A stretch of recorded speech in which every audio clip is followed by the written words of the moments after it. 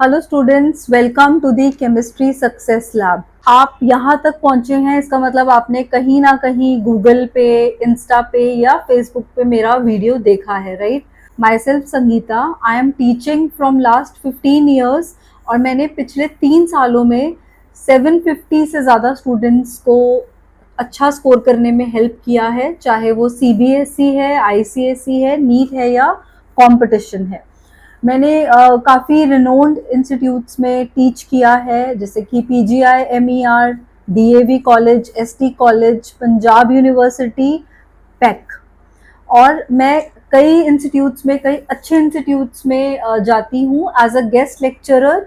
Example जैसे कि हम IIT दिल्ली में, मंडी, रोपड़, ठीक है। सो नमस्ते and a very warm welcome to all the students. Today's session could be a turning point in your journey. So let's make chemistry simple, logical and fun. तो आज हम सब यहाँ पर क्यों इकट्ठे हुए हैं? To make finally understand chemistry's concepts clearly and deeply. क्या होता है, आप केमिस्ट्री पढ़ रहे हैं, आपको चीज़ें समझ आ रही हैं, बट आपको कंसेप्ट्स बहुत अच्छे से क्लियर नहीं हो पा रहे हैं, तभी आज आप यहाँ पे हैं।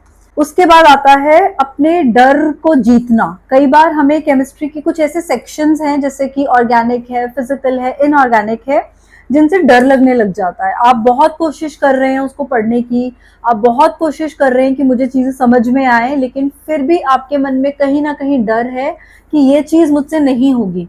तो आज आप इसीलिए यहाँ पे हैं कि आपको कहीं ना कहीं केमिस्ट्री को लेकर कुछ ना कुछ डर है। Then personal attention. सो कई बार क्या होता है, हम बड़े इंस्टीट्यूट्स में जाते हैं but you feel lost their. आपको लगता है हम इंस्टीट्यूट जा तो रहे हैं लेकिन हमें कुछ समझ नहीं आ रहा है, राइट?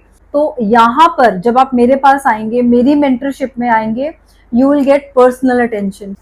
अगर आप ये सब चीज़ें कर लेते हैं, आपके कंसेप्ट स्ट्रांग है, आपको केमिस्ट्री से डर नहीं लग रहा है, so you can score high. आप अच्छा स्कोर करेंगे, आपको कॉन्फिडेंस आएगा, उससे क्या होगा, आपका सब्जेक्ट को लेकर जो डर है वो निकलेगा and you feel more confident. तो ये एक सिंपल सी क्लास नहीं है बेटा जी, ये एक कन्वर्सेशन है जो आप और मैं मिलकर करेंगे अबाउट योर फ्यूचर। आगे के पॉइंट्स देखते हैं। सो क्या आपको भी ये प्रॉब्लम फील होती है, मुझे केमिस्ट्री समझ नहीं आती, न्यूमेरिकल्स टफ हैं और ऑर्गेनिक ऐसी है कि याद ही नहीं होती है, बड़े बैचेस में डाउट पूछने का चांस ही नहीं मिलता, मैं पढ़ता तो हूँ लेकिन मेरे मार्क्स नहीं आते, सेल्फ डाउट होने लग गया है, शायद मैं स्मार्ट ही नहीं हूँ, शायद मैं साइंस के लिए बना ही नहीं हूँ। अगर आपको इनमें से कोई भी प्रॉब्लम है, इसका मतलब है कि ये आपके लिए रियल और कॉमन स्ट्रगल है, बट आप इस चीज के लिए बेटा जी अकेले नहीं हैं। बहुत सारे स्टूडेंट्स को भी यही दिक्कत आती होगी।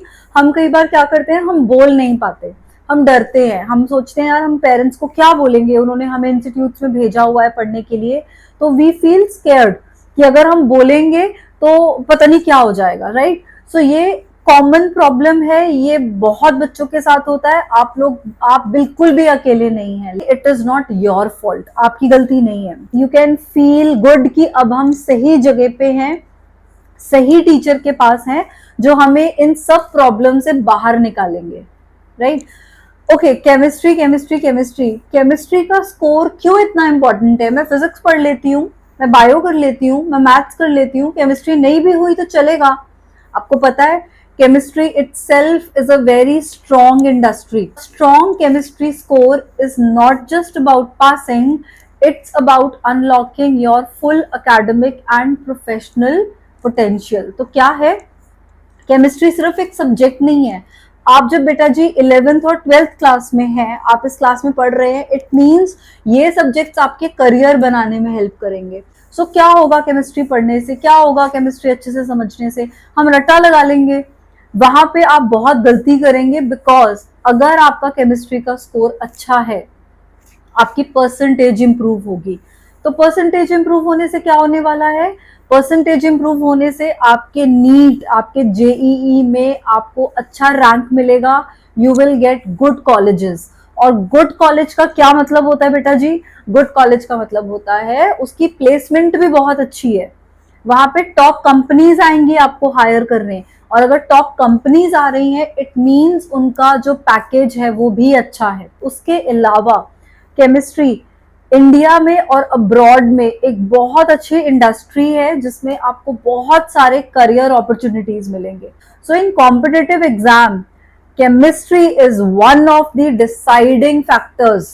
आप कितना अच्छा परफॉर्म करेंगे आपके कॉम्पिटिटिव एग्जाम्स में वो डिपेंड करता है आपका केमिस्ट्री कितना स्ट्रांग है। ठीक है, तो कई बार क्या करते हैं बच्चे, वो सोचते हैं कि कोई बात नहीं चलने दो, 11th पास कर लेते हैं, 12th में देखेंगे, अभी 12th हो रही है, जैसे हो रही है होने दो। अगर आप ये सोचते हैं आप अपने साथ, अपने खुद के साथ बहुत गलत कर रहे हैं। आपको अपने पढ़ने में, अपने एकेडमिक्स में वो स्टेप्स लेने पड़ेंगे जहां पे आपको केमिस्ट्री को इम्पोर्टेंस देनी पड़ेगी, बिकॉज ये एक्चुअली बहुत इंपॉर्टेंट सब्जेक्ट है। आप फिजिक्स पढ़ते हैं उसके साथ केमिस्ट्री आएगी, आप बायो पढ़ते हैं उसके साथ केमिस्ट्री आएगी, मैथ्स का कोई सब्जेक्ट लेते हैं फर्दर हायर क्लासेस में उसके साथ भी केमिस्ट्री आएगी। इतना केमिस्ट्री कर लिया, मैम बेसिक्स करा दोगे, कॉन्फिडेंस दिलवा दोगे, करेंगे क्या उसके बाद, राइट? ओके, सो पूरे इंडिया में there are lakhs of students, लाखों बच्चे हैं जो इंजीनियरिंग और मेडिकल के एग्जाम्स में बैठते हैं, बट आपको बहुत अच्छे से पता है कि कितनी सीट्स हैं इंडिया में जिसमें आपको एडमिशन मिलेगा। सो अगर आपका बेटा जी केमिस्ट्री बहुत स्ट्रांग है तो आप अपने करियर में बहुत पीक तक जा सकते हैं। So the first one is engineering and medical. You will go to top institutes. आप केमिकल इंजीनियरिंग करेंगे या आप बायोटेक्नोलॉजी करेंगे, बायोटेक में भी आप जा सकते हैं, बीटेक बायोटेक में, राइट, या बीएससी बायोटेक में। So you can earn about 7 to 12 lakhs per annum. If you are becoming a doctor, you can maximum go to 20 lakhs. हम academics में या research में जा रहे हैं, we have multiple options. आप BSc MSc chemistry कर सकते हो, आप biochemistry कर सकते हो, you can be a very good assistant professor, or you can go to a scientific institute. आप DRDO, ISRO, BARC इन सब institutes में जा सकते हो as a scientist after pursuing your PhD, right? So वहां पर जो आपको करियर की अपॉर्चुनिटीज मिलेंगी, आपको जो पैकेजेस मिलेंगे that will go from 10 to 15 lakhs per annum. उसके बाद अगर आप इंटरनेशनल लेवल पे रिसर्च करते हैं, सो फॉर दैट आपको BSc MSc करना है, आपको PhD करना है, आप PhD इंडिया से कर सकते हो। You can do your post doc from outer countries like USA, Germany, UK, या जो भी आपको उस टाइम पे सूट करता है, राइट? अगर इसके अलावा you want to go to pharmaceutical industries, right, तो वहां पर you can earn up to 8 to 12 lakhs। Cosmetic industry बहुत इंप्रूव कर रही है, ऑर्गेनिक ब्रांड्स आ रहे हैं, राइट, उसमें भी आपको केमिस्ट्री की नॉलेज चाहिए, बिकॉज ये सब प्रोडक्ट्स क्या हैं बेटा जी, chemicals, right? If you go with a startup, आपको लगता है मुझे अपना बिजनेस करना है केमिकल्स में, कॉस्मेटिक्स में, या किसी भी एग्रो बेस्ड केमिकल्स में, सो उसका जो बिजनेस अपॉर्चुनिटीज हैं that will help you 30 to 40 lakhs per annum. अब बिजनेस तक जाने के लिए आपका जो केमिस्ट्री है वो बहुत स्ट्रांग होना चाहिए, right? So coming back, 11th-12th में ही आपको कोर केमिस्ट्री मिलेगा, right? Then if you want to be a independent chemistry tutor, you can earn about 25 lakhs per annum. These can be your career opportunities. You can also explore more of them. You can create your life by doing chemistry. So please do not take it lightly. समझ नहीं आ रहा है या if you want, आप बहुत basic चीजें करिए, basic से केमिस्ट्री को समझिए so that you can make a bright future. अब यहाँ सब में मैं कहाँ फिट आती हूँ आपके पास? What I offer to you is in this mentorship, I will make your concepts very clear.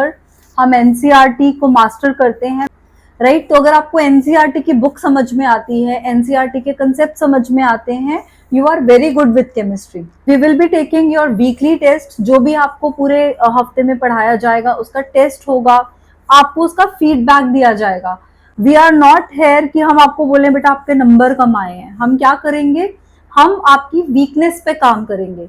Test सिर्फ इसीलिए लिए जाते हैं बेटा जी ताकि हम ये देखें कि आपको क्या आता है क्या नहीं आता है, एंड जो आपको चीजें नहीं आती हैं, आप suppose I am taking a test, मुझे दिख रहा है कि ये वाले क्वेश्चंस बार बार गलत हो रहे हैं, so in a feedback class what we are doing is we are helping you कि आप उन कंसेप्ट्स को और डीपली समझ पाएं। Then personal doubt support, if you have any doubt you can connect to us, आपको लाइव क्लास में या चैट के थ्रू वो डाउट्स क्लियर किए जाएंगे। देन पेरेंट्स अपडेट, आप और मैं, स्टूडेंट एंड टीचर, आप और आपका मेंटर, वो तो आपसे रोज मिल रहा है, but parents they do not know आप क्या कर रहे हैं, right? So I will be there to update your parents and to give them report कि भाई हमने हफ्ते में ये किया या हमने एक महीने में ये पढ़ा, एंड आपका जो बच्चा है, आपका जो चाइल्ड है, वो इतना स्कोर कर रहा है। हमने डरना नहीं है कि यार पेरेंट्स के पास रिपोर्ट जाएगी। पेरेंट्स तक रिपोर्ट जाने का मतलब है that we are confident enough कि हम पेरेंट्स को ये इन्फॉर्मेशन दे रहे हैं। We are here to give you a mindset mentoring. आपका माइंड सेट क्या होता है, आप 1 हफ्ता 2 हफ्ता 3 हफ्ता पढ़े, उसके बाद लगता है यार नहीं हो रहा है, हम थोड़ा सा डाउन हो जाते हैं। So I will help you to make you set your focus in the subject. ठीक है, कुछ चैप्टर्स डिफिकल्ट होते हैं, कुछ चैप्टर्स ईजी होते हैं, but you have to make a positive mindset कि नहीं भाई मैं कर सकता हूँ, मुझसे होगा, कोई बात नहीं, आज नहीं हो रहा है, I will revise again and then we will come again. ठीक है, हम बैंग ऑन वापस आएंगे अपने एक स्ट्रॉन्ग माइंडसेट के साथ। Then you have a free career counselling. आपका जो भी मूड बनता है, जैसे मैंने अभी आपको पीछे एक करियर चार्ट दिखाया, राइट? सो आपको उसमें जो भी कुछ पूछना है कि ma'am what after this, I want to do this, तो I will help you to create at least your plan A and plan B. So वो पूरा सेशन आपके साथ होगा 1-on-1। So you are not just enrolling in a tuition class, you are stepping into a mentorship system designed just for your success. Individual basis पे, I am not taking group, मैं group में students नहीं लूंगी counselling के लिए। We will decide, we will make a strategy for you on 1-on-1 basis. I want to have a long term relationship with you कि आप आए, आपने पढ़ाई की, आपने अच्छी जगह पर एडमिशन लिया and you are constantly in touch with me कि हाँ मैम अब ये हो रहा है, अब ये हो रहा है। I have lot of students जो आज तक मेरे कॉन्टैक्ट में है, they have got jobs, they are still calling me, they are still talking to me, we are on WhatsApp, we chat with each other. So it is not only कि बस पढ़ाया और सेशन खत्म हो गया, we are creating a bond, right? Okay, now आगे चलते हैं। Why online coaching works best for you? Let us compare online and offline में हमें क्या फायदा है या क्या नुकसान है। So the first thing is batch size. So online class में the batch size is less. Okay मैंने पढ़ा, मैंने 1 क्लास लगाई, 2 क्लास लगाई, now I have few doubts. अभी एक बहुत इंपॉर्टेंट चीज बेटा जी, डाउट कैसा भी हो सकता है। इट इज नॉट कि आप 11th में पढ़ते हो तो आपको 11th का ही डाउट होगा, आपको 9th या 10th क्लास से भी कोई डाउट अराइज हो सकता है। सो that will be done on live 1-on-1 basis, right? But अगर आप ऑफलाइन बैच में जाते हैं, वहां पर डाउट के लिए you have to take extra time. कभी टीचर देगा, कभी नहीं देगा, राइट? तो पहले आपको टीचर से पूछना है कि मैम आप डाउट ले सकते हैं मेरा, राइट? फ्लेक्सिबिलिटी, ओके आप ऑफलाइन बैच में हैं, आपको कहीं जाना है 2-3 दिन के लिए and you can take that class, but online में आपको ये फायदा है, आपको ये फ्लेक्सिबिलिटी है that you can attend your class. आपको क्या चाहिए, अगर आप ट्रेवल कर रहे हैं, you just need a mobile, internet connection and earphone, right? You can attend the class from anywhere. Now let us talk about the parent involvement. Online batch में we create a group, right? Group में कौन होगा? Teacher होगा, student होगा और parent होगा, right? So whatever we are doing in the class will be updated to the parent.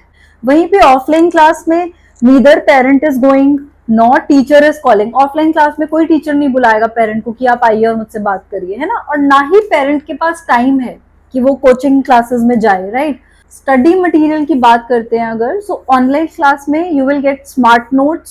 Smart note means you will get short notes, you will get full notes, you will get MCQs. Then there is a hidden cost. आपको पता है कुछ ऐसी cost है जो आपको दिखती नहीं है बट है। सो लेट अस अंडरस्टैंड ये क्या है। ऑफलाइन क्लासेस में there are hidden cost. You can see वो बेचारा बच्चा भागा हुआ जा रहा है पसीने में, परेशान है ना, एंड वहीं पे एक और स्टूडेंट है जो क्या कर रहा है, जो घर पे आराम से बैठा है and he is studying comfortably. So offline class में आपका ट्रेवल टाइम कॉस्ट जो मैंने अभी आपको बताया, फाइनेंसेस भी एंड टाइमिंग्स भी, दोनों चीजें सफर कर रही हैं, राइट? देन उसके बाद आता है आपके पास डेली कम्यूट कॉस्ट, रोज आ रहे हो जा रहे हो, आपका कुछ व्हीकल लग रहा है या आपने अगर कोई ट्रांसपोर्टेशन लगाया है, that is also dealing with it, right. Energy drain हो रही है यार, रोज रेडी होके जाना आना, again that is again a hidden cost. और उसके अलावा और बहुत हेसल्स होती हैं आपको। सो आप जब बाकी सब चिंताओं को छोड़ते हो, आपका दिमाग फोकस करता है towards your subject. with online you will get maximum learning and minimum friction. So अब थोड़ा सा पढ़ाई करते हैं and then we will move further. So let us start with the topic of classification of aromatic compounds. So सबसे पहली बात, aromatic compounds क्या होते हैं? They are sweet smelling compounds. वो सारे compounds जिनमें एक sweet सी smell आती है, and mostly these compounds are also used in perfumes and ethers. So let us first classify them. ये बेटा जी दो तरीके से क्लासिफाई होते हैं, benzoids. Now what are benzoids? Compounds which contain one or more benzene rings in their structure. ठीक है, अगर किसी भी कंपाउंड में एक या एक से ज्यादा बेंजीन रिंग है तो आप उसको बोलेंगे that it is a benzoid compound, right. Example ले लेते हैं जी, benzene. The general formula for benzene is C6H6, correct. तो पहला तो आ गया हमारे पास benzene which is a benzoid compound. Second is benzaldehyde, इसमें बेंजीन के ऊपर CHO ग्रुप लगा है। The second type of aromatic compounds are non-benzoids. These compounds do not contain any benzene ring in their structure. तो जब भी आपको classify करना है benzoids and non-benzoids में, आपको हमेशा ध्यान रखना है benzene ring का. Now how this ring looks like? It looks like a cyclic structure. ठीक है, इसमें 6 कार्बन्स होंगे। हर जो पॉइंट है ये एक कार्बन को डिनोट कर रहा है, राइट। सो आप अगर इसको ध्यान से देखेंगे तो you will have 6 carbons here. ठीक ठीक। So let us take example of non benzoid compounds. First example is furan. Now if you look carefully, furan में 6 कार्बन्स नहीं है, it has only 4 carbons and 1 oxygen. So this is not a benzene, so ये है non benzoate compound. Similarly thiophene, pyridine. Pyridine में आपको structure benzene जैसा दिखेगा, but यहाँ पर एक कार्बन की जगह पे यहाँ पे नाइट्रोजन सब्स्टिट्यूटेड है। So this is again a non benzoate compound. ठीक है जी, अगर आपको डिस्टिंग्विश करना है एरोमेटिक एंड एलिफैटिक कंपाउंड्स में, एलिफैटिक कंपाउंड्स होते हैं जो स्ट्रेट चेन होंगे या ब्रांच्ड होंगे। ठीक है, स्ट्रेट चेन ऑफ कार्बन या फिर ब्रांच्ड चेन ऑफ कार्बन, ये साइक्लिक नहीं होंगे, स्ट्रेट या फिर ब्रांच्ड चेन होगा, राइट। सो एरोमेटिक कंपाउंड्स में जो कार्बन का परसेंटेज है दैट इज हाई। अब आप कार्बन का परसेंटेज कैसे निकालेंगे? The formula is total mass of carbon in benzene divided by total mass of benzene into 100. So ये आपके पास आ जाएगा 12 into 6 upon total mass of benzene निकालेंगे। So this is 72 divided by 78 into 100. So percentage बन जाएगा 92.30। तो aromatic compounds में carbon का percentage is around 92, वहीं पे एलिफैटिक कंपाउंड्स में द परसेंटेज इज लोअर। तो हम इसको अब कंपेयर करेंगे उसी हेलो एल्केन से जिसमें 6 कार्बन्स होंगे। So let it be hexane. So total mass of carbon in hexane upon total mass of hexane into 100, putting all the values, आपके पास फॉर्मूला में आ जाएगा 72 divided by 86 into 100 which will make 83.72%।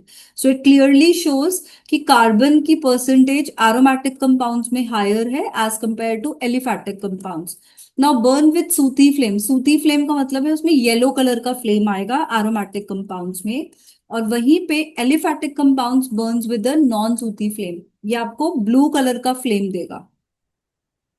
Cyclic compounds with alternate single and double bond, जो aromatic compounds होते हैं उनमें single और डबल बॉन्ड ऑल्टरनेट लगे होते हैं। ऑल्टरनेट का मतलब एक डबल एक सिंगल, एक डबल एक सिंगल। ठीक है, वहीं पे एलिफैटिक कंपाउंड्स में कोई डबल ट्रिपल बॉन्ड नहीं होगा, होगा भी तो वो ओपन चेन में होगा। ठीक है, रिंग फॉर्म में नहीं होगा।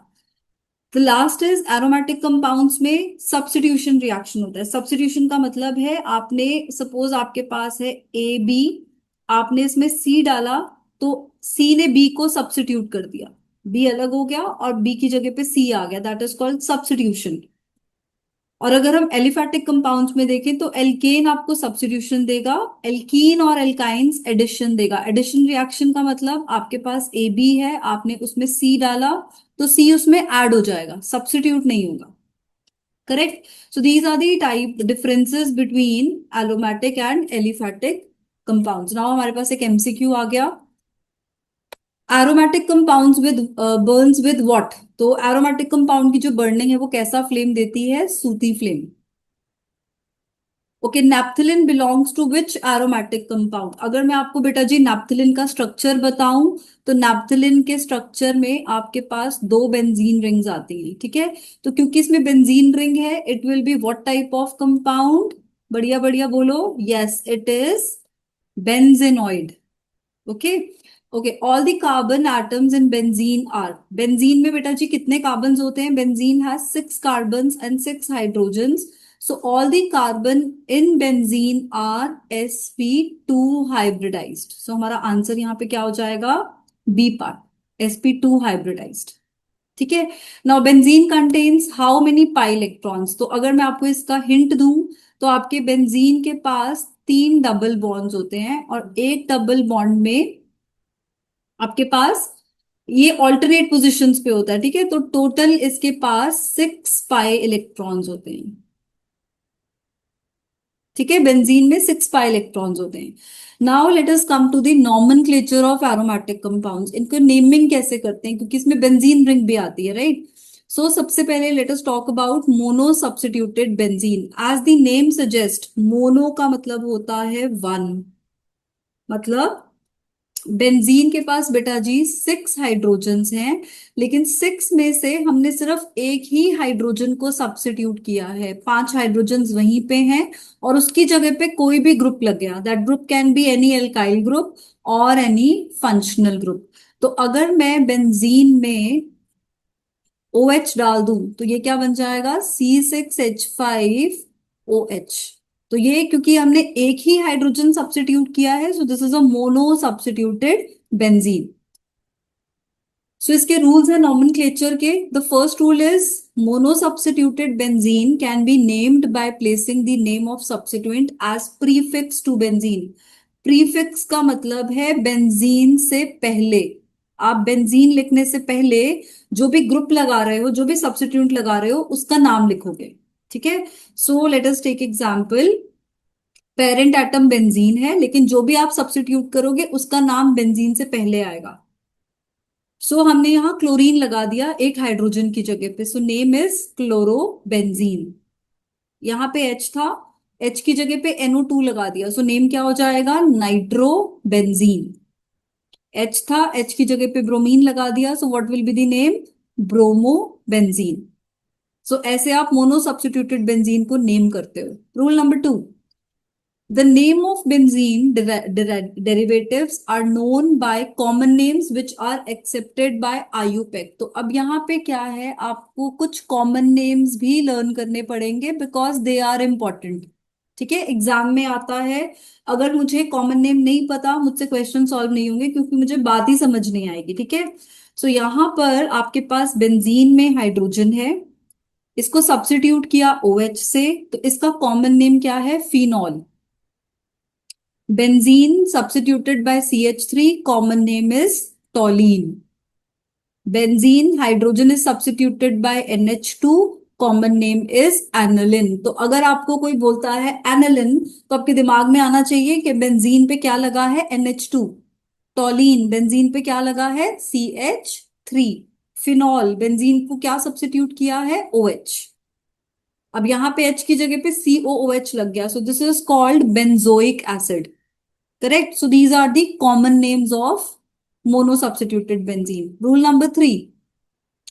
अगर आपका सब्स्टिट्यूएंट जो एल्काइल ग्रुप है अगर वो बेंजीन से बड़ा है तो फिर आप बेंजीन को प्रीफिक्स में लिखोगे, मतलब आप बेंजीन का नाम पहले लिखोगे और बेंजीन को बेंजीन नहीं लिखेंगे। अगर बेंजीन है C6H5, मतलब उसमें से एक हाइड्रोजन निकाल लिया है, तो आप उसको फिनाइल लिखेंगे। सो फिनाइल और बेंजीन में क्या डिफरेंस है बेटा जी? C6H6 होगा तो बेंजीन होगा, C6H5 है, प्लस साथ में कोई भी एल्काइल ग्रुप लगा है विच इज लार्ज, जो बड़ा है, उसको आप बोलेंगे फिनाइल। तो ये छोटी छोटी चीजें हैं, ये समझ में आ जाएंगी तो बहुत इजी हो जाएगी आपके लिए ऑर्गेनिक केमिस्ट्री। सो बेंजीन को फिनाइल बोलते हैं, और एक बेंजीन में आप उसमें कुछ ऐड करेंगे तो आप उसको बोलेंगे बेंजाइल। तो किसको बोलेंगे? लेट अस सी। अगर आपने बेंजीन में एक हाइड्रोजन हटाकर उसकी जगह पे CH2 लगा दिया और यहां आप कोई सब्स्टिट्यूएंट ऐड कर रहे हो, तो आप इसको बोलोगे benzyl. So benzyl and phenyl are two different things. ठीक है जी। सो लेट अस सी अभी क्या कैसे नॉमेनक्लेचर आएगा। सो इन दिस केस आप देखो आपका एल्काइल ग्रुप कितना बड़ा है ना? बेंजीन में तो सिर्फ 6 कार्बन्स हैं, यहाँ पे काउंट करें तो कितने कार्बन्स हैं? 1 2 3 4 5 6 and 7। So alkyl group is bigger, है ना? तो यहाँ पे आप इसको बेंजीन नहीं बोलोगे, आप इसको बोलोगे फिनाइल। एंड फिनाइल कहाँ पे लगा है? सेकेंड कार्बन पे। ठीक है जी। So it is heptane. क्यों बोल रहे हैं? बिकॉज टोटल कार्बन 7 थे, 7 कार्बन को आप हेप्टेन बोलते हैं। सो दिस इज 2 फिनाइल हेप्टेन। इसका नाम क्या होगा जी? 2 फिनाइल हेप्टेन। राइट। अभी यहाँ पे देखिए, यहाँ पे दो चीजें हैं, एक तो फिनाइल लगा है, दूसरा नाइट्रो ग्रुप लगा है। अभी किसको इंपॉर्टेंस दोगे बेटा जी? नाइट्रो ग्रुप को। इंपॉर्टेंस देने का मतलब है उस ग्रुप को आप, उस ग्रुप के साथ वाले कार्बन को आप नंबर 1 बोलेंगे। ठीक है? क्योंकि कई बार हमें कंफ्यूजन होता है कि इसको 1 बोल देते हैं, बट आपको देखना है, प्रेफरेंस देना है। फिनाइल और नाइट्रो में से किसको प्रेफरेंस मिलता है? नाइट्रो को। ठीक है जी। तो आप नाइट्रो को प्रेफरेंस मिलता है, इसका मतलब नाइट्रो के साथ वाले कार्बन को आप 1 बोलेंगे। सो अब ये क्या हो गया? The name is 1 nitro 3 phenyl butane. Okay, now this is alcohol. तो ये है बेंजाइल या बेंजल एल्कोहल। ठीक है, बेंजाइल एल्कोहल, इसको आप क्या बोलेंगे? 3 कार्बन हैं इसलिए propane. So this is 1 chloro 3 phenyl propane. Okay, let us have one MCQ। इसका क्या नाम होना चाहिए? ये क्या है? अगेन आप नाइट्रो को प्रेफरेंस देंगे। 1 2 3 and 4। This is 1 nitro 3 phenyl, और 4 कार्बन हैं, इसका मतलब ये है butane.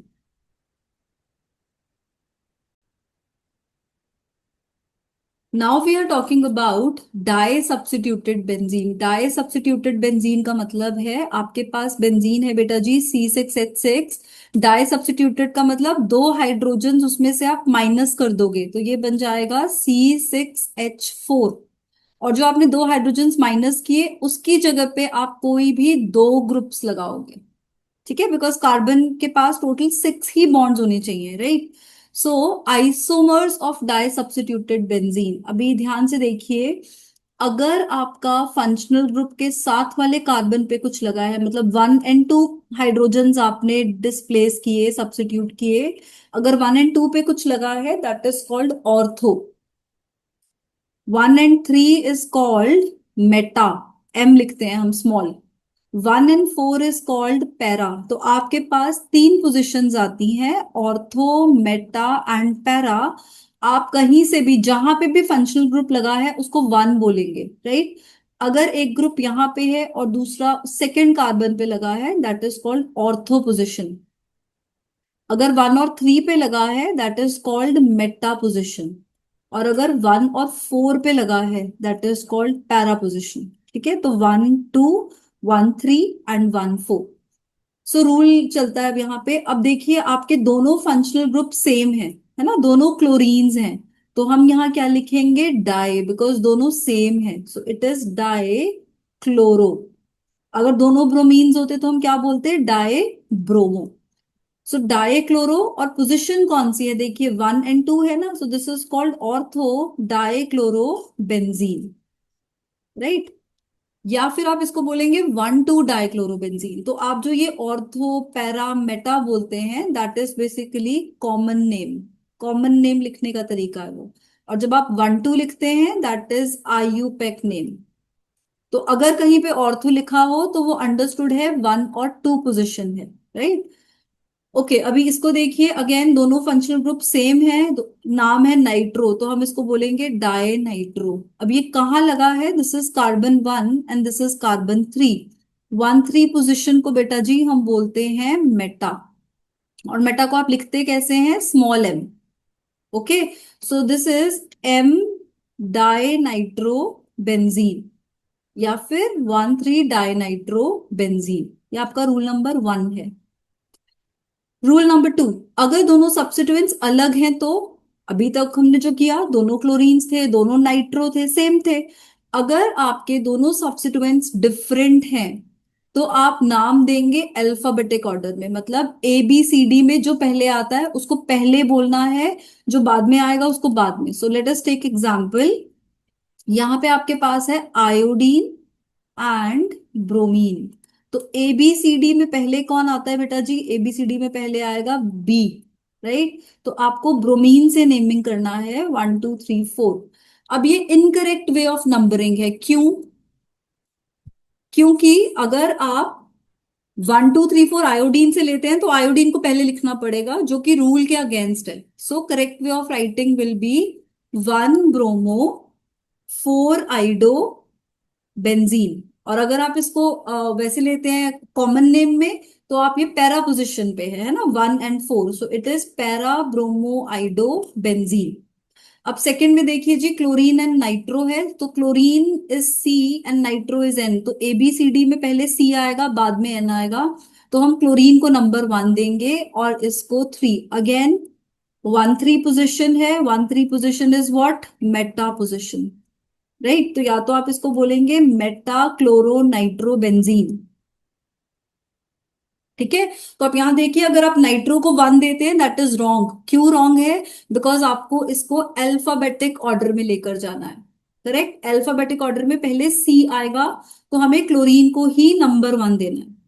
So this is the correct way of numbering, right. So नाम क्या हो जाएगा इसका, मेटा क्लोरो नाइट्रोबेंजीन, या फिर 1 chloro 3 nitro benzene. Okay, third rule. If one of the two groups is given special name to the molecule, the compound is named as the derivative of special compound. अब यहाँ पे special name किसको बोल रहे हैं, special name is the common name. अभी हमने किया था, कुछ 3 कॉमन नेम्स किए थे। हमने कौन से किए थे बेटा जी, फिनॉल, टॉलीन एंड एनिलिन, राइट। अगर फिनॉल है मतलब कौन सा ग्रुप लगा है, OH। अगर टॉलीन है तो CH3। अगर एनिलिन है तो NH2, करेक्ट। तो यहां पे आप देखिए NH2 है, मतलब ये, इसको आप एनिलिन बोलेंगे, इसका मेन नाम एनिलिन होगा, ठीक है, स्पेशल कंपाउंड के नाम से। सो ये क्या बन जाएगा, this is 1 2, so 2 chloro aniline, ठीक है। तो हम स्पेशल नेम को बाद में लिखेंगे, या फिर ऑर्थो क्लोरो एनालिन। ऑर्थो क्यों बोला, बिकॉज दोनों ग्रुप्स 1 and 2 पोजिशन पे थे,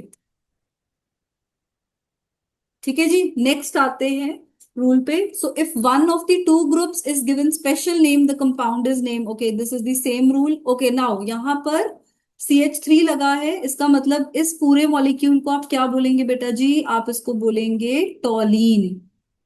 अगर नंबरिंग करें तो 1 2 and 3, सो 1 3 पोजिशन कौन सी है, Meta. So this is what, this is 3 नाइट्रोटोलीन, या फिर मेटा नाइट्रोटोलीन। तो ये 3 हमें क्या बता रहा है कि टोलीन से थर्ड कार्बन पे, और मेटा पोजिशन भी यही बता रहा है, ठीक है। So common name and IUPAC name. Now what is this, benzene के साथ OH लगा है, इसको हम बोलते हैं फिनॉल, करेक्ट। तो आप इसको नंबर 1 देंगे, तो ब्रोमीन बन जाएगा नंबर 4। या फिर कौन सा पोजीशन आ जाएगा, ये para. So this is 4 bromophenol या फिर पैरा ब्रोमोफिनॉल। नेक्स्ट रूल चलता है आगे।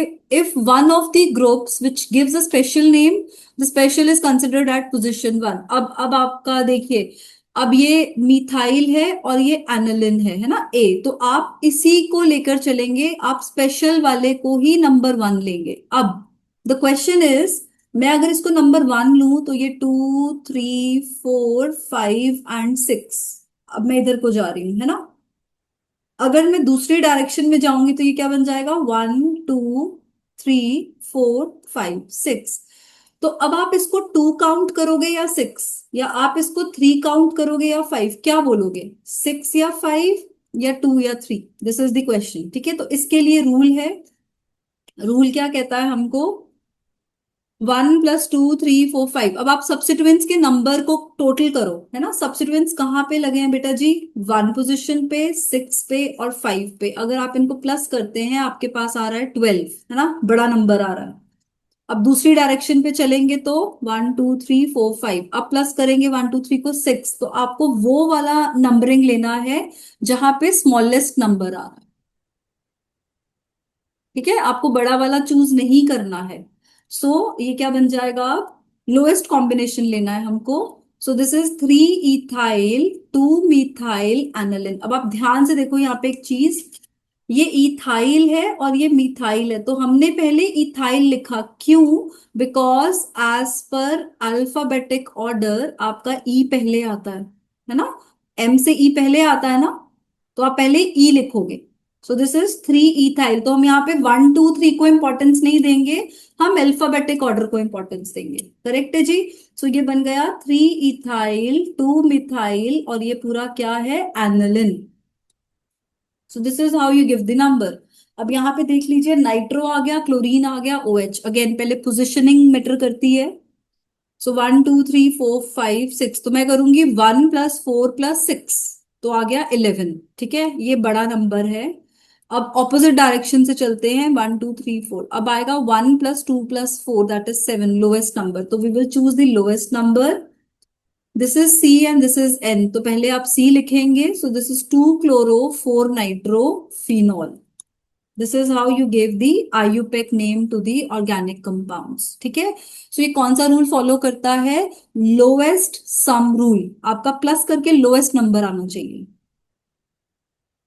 ओके, अब नेक्स्ट रूल क्या है, यहाँ पे भी वही सेम रूल चलेगा। 1, 2, 3, 4, 5, 6 प्लस करेंगे, 1 + 4 + 6, इट इज 11, बड़ा नंबर आ रहा है ना।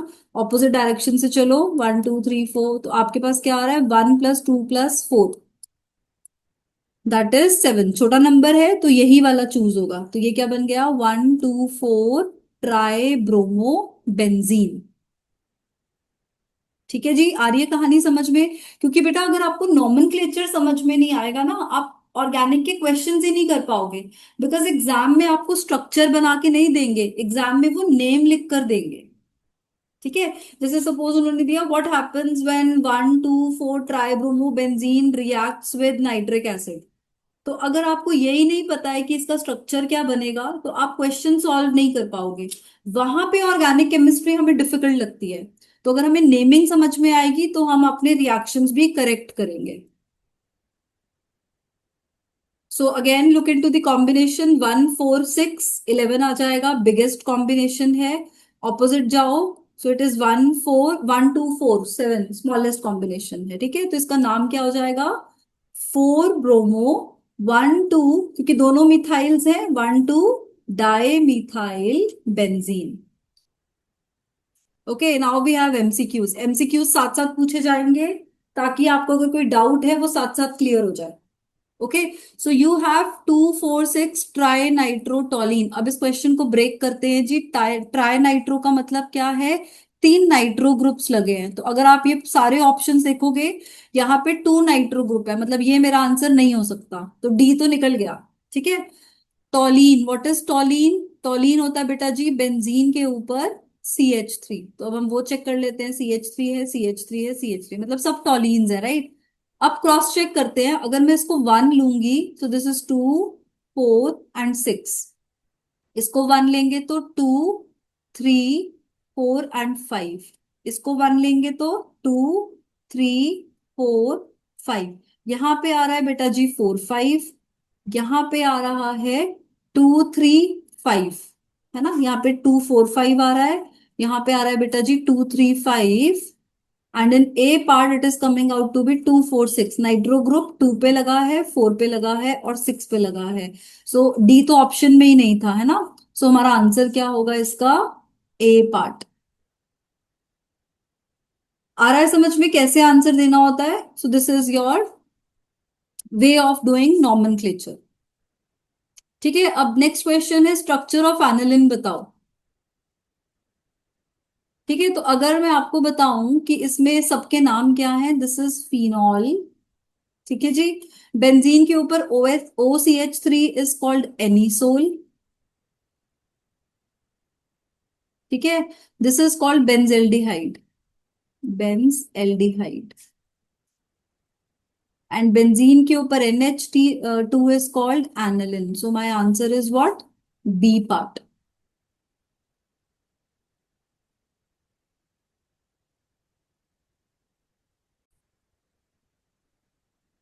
Okay, the next question is correct structure of M dinitrobenzene। अब आप क्वेश्चन को देखो, dinitro means you should have 2 नाइट्रोज, है ना।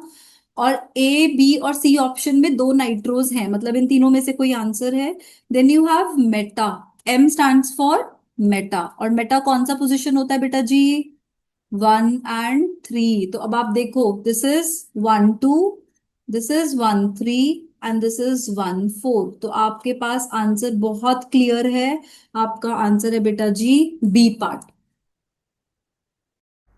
तो बच्चों, अगर आज की क्लास में आपको कुछ भी क्लैरिटी मिली तो सोचिए हम और आप मिलके क्या क्या अचीव करेंगे इस पूरे कोर्स में। आने वाले कुछ महीनों में केमिस्ट्री आपको बहुत इजी और सिंपल लगने लग जाएगी। सो मैं बिल्कुल तैयार हूँ केमिस्ट्री को आपकी स्ट्रेंथ बनाने के लिए। क्या आप रेडी हैं? क्या आप तैयार हैं मेरे साथ केमिस्ट्री की जर्नी में चलने के लिए? आपको क्या पता है लगभग मार्केट में what is the average fees of chemistry? कोई भी guesses, any idea? So it is around 55,000 से लेकर 1 लाख रुपए तक टीचर्स चार्ज कर रहे हैं, इंस्टीट्यूट्स चार्ज कर रहे हैं केमिस्ट्री पढ़ाने के लिए। ये जो चार्जेस हैं ये 80 से 200 स्टूडेंट्स के बैच में है। तो आप इमेजिन करिए, आप एक बड़े से हॉल में बैठे हैं जहाँ पे 150 से 200 बच्चा है और आप लगभग 1 lakh is the maximum fees जो आप दे रहे हैं, और आपको समझ में कुछ नहीं आ रहा है। बट मैं इतना ज्यादा चार्ज नहीं करती हूँ बिकॉज मैं मिशन ड्रिवन हूँ। मेरा एक मिशन है कि मुझे स्टूडेंट्स को केमिस्ट्री समझाना है, उनको केमिस्ट्री के डर से हटाना है, ना कि सिर्फ पैसे कमाना है। दूसरी चीज, क्योंकि हम एक स्मार्ट ऑनलाइन मॉडल पे काम करते हैं तो हमारी जो कॉस्ट है वो लो है। एंड तीसरी बहुत इंपॉर्टेंट चीज, मुझे अपने स्टूडेंट्स के साथ लॉन्ग टर्म रिलेशन पे रहना है, बच्चों को कंफर्टेबल करना है केमिस्ट्री के साथ। सो आई डोंट वांट कि मैं आपसे एक बार फीस लूं और छुट्टी।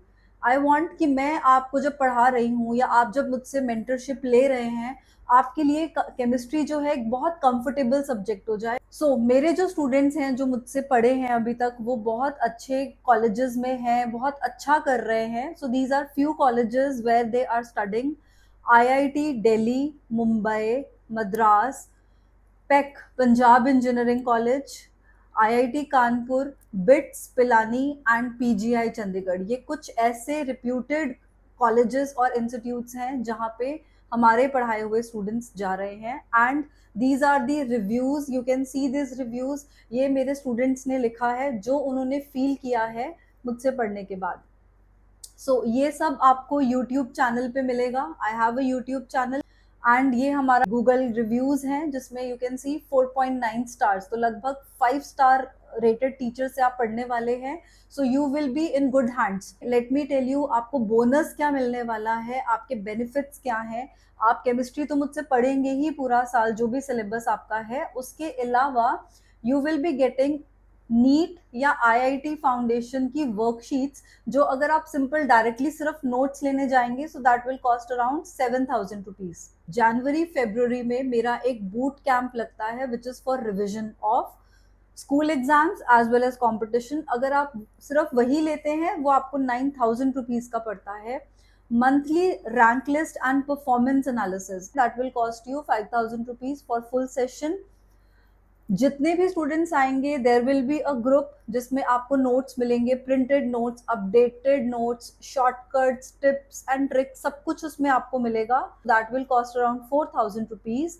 And last but not the least, बहुत इंपॉर्टेंट चीज है ये, mentorship question and answers, strategy sessions and career guidance. ये 1-on-1 है, एक बच्चे के साथ हम बैठेंगे, हम क्या चीजें कैसे करेंगे, क्या चीज बच्चे की वीक है, क्या स्ट्रांग है, किस पे कैसे काम करना है, एंड उसके अलावा career guidance.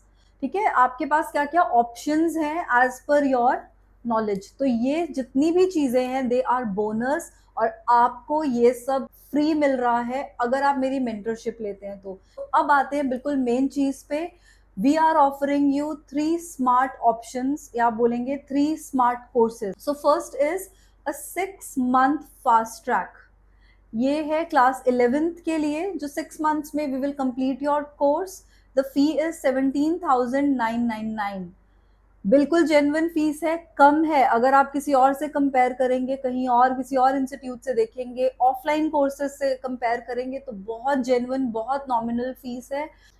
Class 12th and dropper के लिए द फीस इज 19,999।